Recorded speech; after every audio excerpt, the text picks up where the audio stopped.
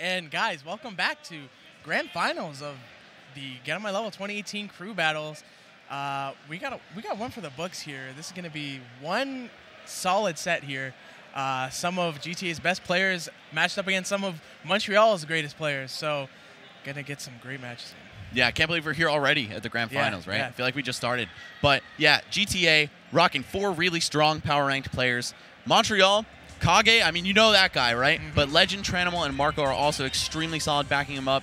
Not the most internationally recognized players to the degree of maybe people like Trulium, Moki, Nightmare might be, right? But still very solid in their own respect. We just saw their set against Ottawa. They won by 2 stocks, fairly close. Same for GTA over North Carolina, though. So it shows that both teams can bleed.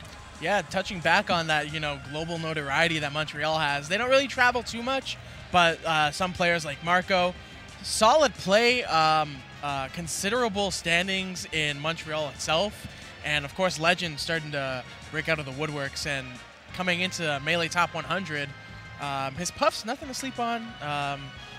No pun intended, but yeah, it's going to be really close. It's going to be a great set to watch. And both teams with a little bit of a wild card character in Ganondorf and Luigi. Yep. For Kage and Monib, of course. But I want to say, I think Montreal's team is a little bit better designed for crews specifically, being that they have Jigglypuff on it. I think Jigglypuff's a very polarizing character in this format, just like Ice Climbers. And they almost had an Ice Climbers on their team as well. Right. Unfortunately, Marco stepping in for him. But either way, a character who gets to win very hard on her counterpicks in a format with no bans can be really strong. And that's why you don't see Legend starting right now. It's going to be Tranimal and Trulium. It's true. This is the most neutral you can get in this crew battle, aside from maybe Moki starting. But yeah, these two are going to be bashing skulls, and immediately, right off at the start, just throwing aerials. All right, Tranimal taking to the platform, just going for those 45-degree needles. Doesn't want to pick spots where Falco can just completely overwhelm him and beat him hitbox to hitbox. Yeah, Trulium's going to have to play this a little bit safer than normally. Sheik's definitely one of those turtling characters against Falco. Going to be waiting for a lot of grabs to come in and whiff some punches. Yeah, exactly. You don't want to be fighting him. Again, move for move. Those back airs and down airs will just rip right through everything Sheik has to offer. And in those crouch cancel percents, even hitting Falco can sometimes be disadvantageous. One thing I'd like to note is Tranimal's really good with needles. Places them well, throws them at the right time, right distances, and tends to get a lot of gimps with those needles. So Trulium's going to have to keep an eye out on those, but that might be the first stock of this Grand Final. Yeah. Goes for the back air just to keep it reliable. Doesn't want him falling out of up air or potentially not killing, of course, Falco's up air. Not the strongest move out there, but still, Trulium finding a way to get the stock anyway. Now, still at this mid% range. He can crouch cancel a little bit, but I feel like we're going to see him take the more patient route here rather than letting Tranimal pick these spots at the top of the platforms. He's just playing the laser game, and if he gets close, it can be really bad as well. It's the case where you don't really need to approach if you don't have to, and just, keep away, rack as much percentage as you can. But that one slap chop right there going to take out Trulium. Yeah, coming right off the platform with that. Trulium slipping, but either way, he's looking still pretty firmly in control of this match. Trulium, a player who thrives so much off his laser mix-ups. And like you said in the previous set, he's a big advocate for going for grabs in the neutral. I have to agree, that's such a smart strategy for a character that typically doesn't get too much off of that as well, just because your opponent's not so conscious of it. But Trulium using those lasers very well. A lot of laser grabs coming out. And I was just about to comment how well he was edge guarding, but unfortunately, messes up a little bit. Not too much to worry about. Still has a full stock lead right here. Trulium with the slick evasion, just hopping right over those needles. Gets the punish with back air and a clean full stock ahead. Could turn around very quickly. Sheik's offstage game is ridiculous, especially it's a character that does not fly despite being a bird. Oh, okay. Trulium, sometimes a little bit flashy, generally simple but effective style, I'd say. But when he wants to turn it up, it always looks good. I feel like the flashiness comes with him just kind of comboing all across the stage. Yeah, sometimes you're just feeling yourself. You got to break out of the style a little bit. It's like, okay, when you get that hit, you just got to go off, It's like when you see... I don't even know what I was about to say, man, but it's when you see Trulium really feeling comfortable in the matchup. Right. You can just unleash. Yeah, he's really going at it. I guess he's just overwhelming him at this point. Like, the lasers are very good right now, shutting down Trillium, or sorry, I should say Tranimal. Oh, here we go. Tranimal with some sick extensions. Drops the finisher, though. That could have been really bad if he got the reverse hitbox and sent Trillium out backwards. It looked like he was trying to set up for that. But instead, we're potentially looking at a 3-stock. If he can't get off the edge here, that'll do it. Oh! My God. No regard for human life there from Trillium. Yeah, so one thing I've been noticing Trillium and a lot of other Falcos, actually, is that they've been dropping down from platform or from ledge with the shine and then coming back up with some sort of rising aerial. Yeah. And I feel like they've been taking that a lot from Ginger, because there has been a recent finding that Ginger had on his stream where basically doing that is pretty free for any edge guard. And he was just saying, why don't other Falcons do this? It's so good. And, you know, it's true. Shout out to Ginger, man. Pushing this character in a time that was looking kind of dark for him. Oh, yeah. And Trillium, hot on his trail, I'd say, as one of the premier Falcos in the entire world. He can push it a little bit further. All right, here we go. It's going to be Legend coming in, though. So Jigglypuff as the answer to Falco. Just saw Mango take a step from H-Box in this matchup when people were kind of counting it out, but I have to say, man, Falco has the tools. It's not as bad as people think it is. It's still kind of bad, but there's still a lot of scenarios and little sequences that Falco has above Puff. I think the big stage is actually pretty good for Falco in this matchup as well. Obviously, Puff loves Dreamland. She's going to stay alive a lot longer here and just be able to float around and do her thing. But still, one advantage Falco does have in this matchup is that lasers aren't clanking with those aerials. Those aerials are not getting rid of lasers. Yeah. And if you have more space to work with, you can stop her approaches cold. And especially if you get the lead, really make her think twice about how she comes at you. Oh, yeah. No fear whatsoever. He went for the early up B, maybe hoping that Legend would back off, but absolutely not. Still a lot of ground for him to make up, though. Trillium finishing with 3 stocks in that first match really set the tone for this crew battle. One thing I want to see Legend do a little bit more is just grab at the lower percents. He's kind of getting a lot of strings off with aerials at this moment, but okay. There we go. Another stock down, and Trillium almost losing this entire lead he's carved out for his team here. Literally, a rest could close it. Yeah. Let's see if he'll close it out here. Kind of being a little bit cautious. Doesn't want to trade anything with Puff and end up losing. But like, almost what happened there. That worked out well. That is a trade he's certainly willing to take 10 more times. But hopefully he won't have to, because he's only got 1 stock left. Uh-oh. Up smash, no tech chase. Legend scheming on that rest. You could tell he was looking for the tech in place so hard. For sure. Truly making sure to get out of there, though. And now putting himself in the corner a little bit, but just to feint him out, roll to center stage, and keeps the damage coming. I just love watching Puffs get some sort of combo going. It just feels so satisfying watching his face just flop around in the air. Yeah, fall to pieces. Yeah. I'm calling it right now, by the way. Whoever takes this next stock is winning the battle. Okay. Make the early prediction. Let's see if someone will get a cheeky aerial in. That was quite cheeky, but what does he have to follow it up? Yeah, there we go. All right. Let's see if your prediction comes true now. Yeah, I know it was bold, man. I know it was bold. Can we talk about how nice Trillium's shirt was? Like, look, you can't really see it, fresh, but though. it was it's fresh. He said it was from Portugal, by the way. Straight from Portugal. Imports. Yeah, imports. Trillium does not just wear any threads. Straight out of Western Europe. Fine linen. Fine Portuguese linen. All right, so Legend, a stock down, but really doing such amazing work. Yeah. Picking up the slack that was left for him. Now, of course, we've got 3 really strong players still left on GTA's team. But if I had to guess, I think they're going to put Nightmare in right now to answer the Puff. They did that previously with, I believe, North Carolina. Yes. Where they put him in against the Puff. I don't disagree. I feel like that's a solid choice as well. But here you see them talking about it. Yeah, they're deliberating over this. I think on paper, Nightmare's the best pick. But he also kind of got mopped up by Hi-Fi's Puff against North Carolina.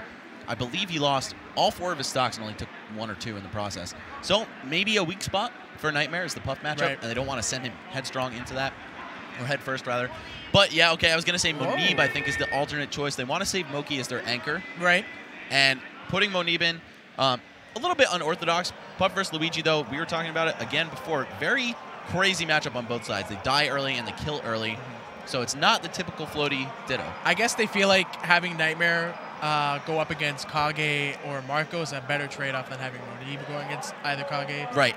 Yeah. or Marco. Save your top players for last. That's a very similar strategy to how almost every crew battle plays Especially out. Luigi against Ganondorf. Like, that's Right. a terrible matchup. Yeah, you get hit one aerial on your shield, you're sliding miles away. Yeah. No punishes for you.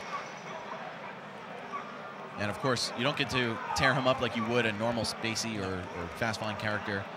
All right, we'll see. It's going to be Fountain of Dreams. Good stage for both of these characters to some degree, but we'll see what Moneeb brings to the table here. Both of them have the Fortnite tags on. Shout outs to Hootenanny. Shout outs to Mango. That's what that is. Hootenanny Fortnite squad. reference. Yeah. All right, man. Now I know. All right, here we go. We got the aerials coming out from both of these players, just trying to get some safe spacing going, mount the offense. Oh, and Moneeb breaking away big. 3 back airs off that grab. Dirty aerial string right there. Yeah, you see Luigi so efficient at comboing fast fallers, but he can do nasty things to floaties as well. Go for down throw instead of up, and maybe a little more horizontally based combo with your aerials. He also still has a lot of strong punish on Puff. Like, anything on shield can be punished with oh wow, with a up B. Like so. Can definitely be punished by an up B. Not sure what the rest was for. Maybe I guess some weird mishap on the dash attack caught him off guard. All right, well, here we go. Moneeb taking a 2-stock lead for the GTA right now. Catching him off with all kinds of aerials and up smashes, up tilts. That super far ledge dash, just letting him claim center stage from a bad spot. Yeah. So useful against a character like Puff, who, even though she's quick in the air, she can't cover space to the degree that Fox can, for example, and really make you feel cornered, even if you can slide halfway across the stage. Nice wave land. Obviously, the wave dash is a great tool for Luigi, but mixing it up with some tilts, even some possible nairs, short hop nairs. Moneeb tends to do that a lot, where he would go for a nice wave land or wave dash into forward tilt. He's fiending for it. Yeah, he's going for some hard baits right now, and the stocks 10 to 12 right now. Moneeb looking clean, but 123, 132, 1 back air off the stage. It's curtains. Oh my god. Wow. That barely killed you. Yeah, that was like on the precipice right there. All right, down throw. Oh, no 3 back airs this time. Kind of jumped into Legends up air there. But still, 2-stock lead. A lot to work with. And playing one of their strongest characters in crews right now, they want to make this pay off. They need Legend to land the rests. Yeah. Otherwise, why did you field this guy? You know what I'm saying? That's why you put the Puff on the team in the first place. If Legend doesn't really take any other stock here, all he would have taken is 2 stocks. Need that comeback factor right now. Even just an edge guard into a rest and going down 1 stock, not bad at all. Pretty solid if they can make up for it later. Oh, the crouch cancel into down smash. Nice recognition of being able to punish that. It really sucks that his up B is like that. Rare to see Moneeb dropping the sweet spot as well. Definitely paid the price. Oh, yeah, very smart by Legend, just adjusting his combos for the floaty. Oh my god. Floaty physics of Luigi. Got a ton of up airs, though. Yeah. I was shocked by that. That has a deceivingly good hitbox. Yeah. Oh my god. Again, caught out with the up smash. That's actually really good. Here we're seeing Legend bank on this 1 stock here. He wants the regular kill and then a rest, right? He doesn't want to do anything crazy to just go down 1 stock. He's trying to put his team in the lead off of this match. Oh, invisible stealing. Just what Moneeb needed into an up smash. Legend kind of seemed a little frustrated there. I don't blame him. I mean, oh, the finger guns. No. The finger guns. If GTA doesn't win off of that, man. Moneeb, you're something else, man. That was an act of God. Oh, yeah. I want to say that invisible ceiling activating there.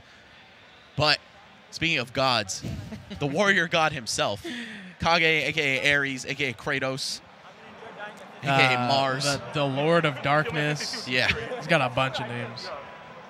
The Destroyer, the Warrior, whatever you want, man. He is here to do some damage. Of course, the anchor of the team. We're going to see him take on 10 stocks. He's got 4 of the 8 remaining. And then in the back is Marco, who's actually a sub for the team, filling in for the absence of Lunar Dusk, the Ice Climbers player. Yes, and Nothing against Marco, but just in terms of character choice, I know Montreal is hurting to have an Ice Climbers player right now. Maybe not necessarily against the characters left on GTA's More team, so the players but themselves. yeah, the players definitely, and also just in general. Conventional, cruise, wisdom.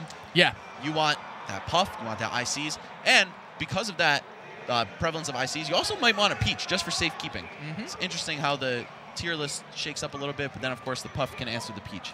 All of those characters are definitely great mix-ups or even toss-ups.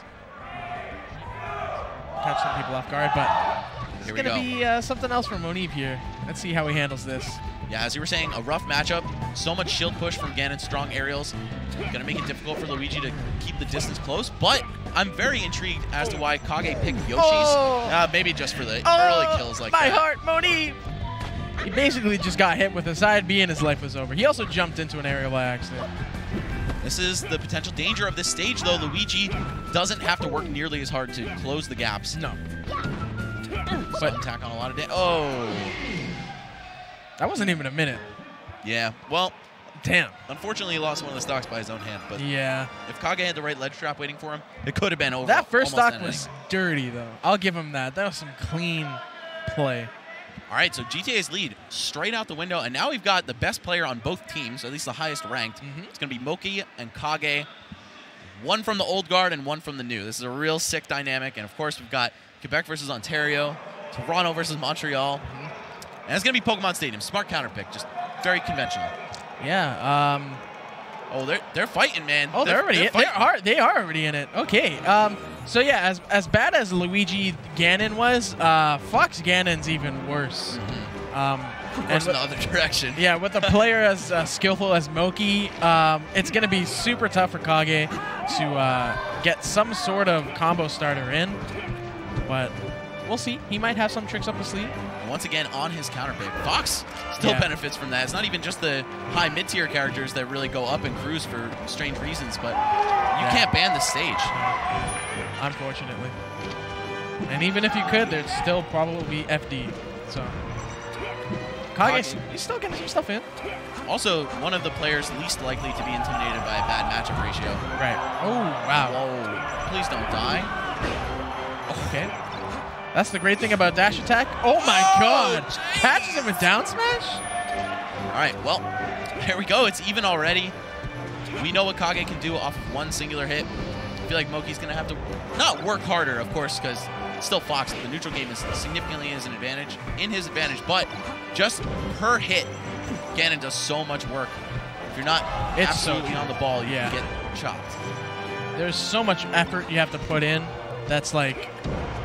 It's not like in comparison to another character, it's not as equal, but the payoff that you get isn't as strong as another character. So, like for example, you get a down throw on Ganon, you can't really react off of it, whereas Fox has his up throw, and can basically take a stock off Ganon just off of that throw. So, if Kage takes 3 stocks, I feel like Montreal still has a shot.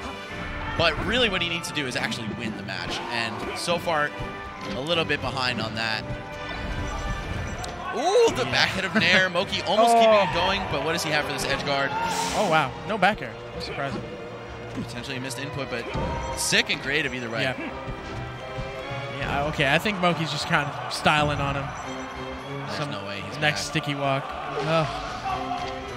I'm sorry, Kage. I feel for Kage right now. Well, my prediction, potentially looking like complete nonsense. It's definitely a little early to call, but I still think that was a pivotal moment in the crew battle. Then again, we saw Monib kind of fizzle out a little bit himself. I don't know. That's the exciting part of this format. It could go back and forth at so many different points throughout the set. That fair, strong as it might be, still not getting the job done over 100%. Just gonna get back with Illusion rather. I don't think he has a jump. Yeah, that's gonna be it. Wow, Moki just cleaning it up. Damn, destruction. Super rough. I feel for him. And if Kage isn't taking this guy out, if Kage's only taking 1 stock from this guy, I fear for Marco right now. Yeah, I mean, on the bright side, he's got Falco, but it's gonna be rough because Nightmare still has 4 stocks. Exactly. They are very healthy on the GTA side of things, whereas Montreal is down to their last breath here. Marco, the Falco player, the sub, the unlikely appearance. Yeah, will he be the hero? Look at him. He's got confidence in his eyes. It looks like he has accepted the fact that he's bearing this responsibility. Yeah, I agree. He's very at peace with the world. He knows that nobody's going to be mad at him if they lose. But he still wants to win. Yep. All right, Moki, though, just looked pretty unstoppable in that match. The one down smash kill off the top, that was hype. Yeah. I did not see that coming. But I think he's going to be able to close this one out. Just my prediction here, 7-4, and Nightmare in the back. This is looking like GTA's match to take, but you never know. Really do never know. Melee, an insane game. Smash, an insane game. You literally die without taking damage. I love Smash, man. Yeah, it's nuts. It's crazy stuff. All right, and we're having the first extended button check of the night. I was so proud of our Cruise players. You were just talking about it, how we always go. Oh my God, Moki. No, the stream didn't see that, but he's popping off a little bit. Yeah, you were just saying how these matches were just going right into it with no warm-up, no button check, and here we are.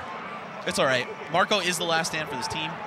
Just wants to make sure he's not responsible entirely. Could be a game changer. Who knows? Yeah. Maybe he needs us to take 7 stocks. Whatever it takes.